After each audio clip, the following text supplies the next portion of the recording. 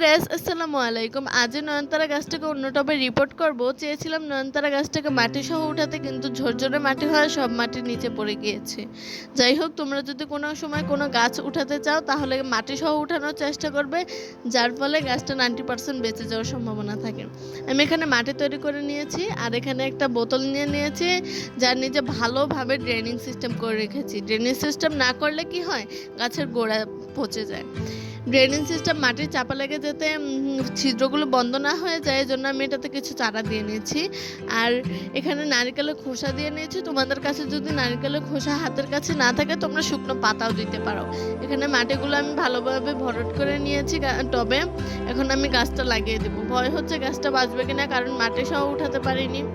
কত সুন্দর এটার ফুলগুলো দেখো। এখন আমি গাছটা লাগিয়ে নিচ্ছি এখন আমি পানি দিয়ে দেবো। বেশি পানি দেবো না, আকাশ খুবই মেঘলা হয়ে আছে, এক্ষুনি বৃষ্টি নামতে পারে। খুবই খুবই কষ্ট লাগছিল এই আগাগুলো কাটার জন্য, কারণ এই আগাগুলো না কাটলে গাছটা মারা যাওয়ার সম্ভাবনা থাকে বা গ্রোথ কম হওয়ার সম্ভাবনা থাকে। এই জন্য গাছের আগাগুলো কেটে দিলাম। এখন ওই যে এই গাছগুলোর সদস্য হিসেবে এই গাছটাকেও রেখে দিলাম। আজকে এ পর্যন্তই, টাটা।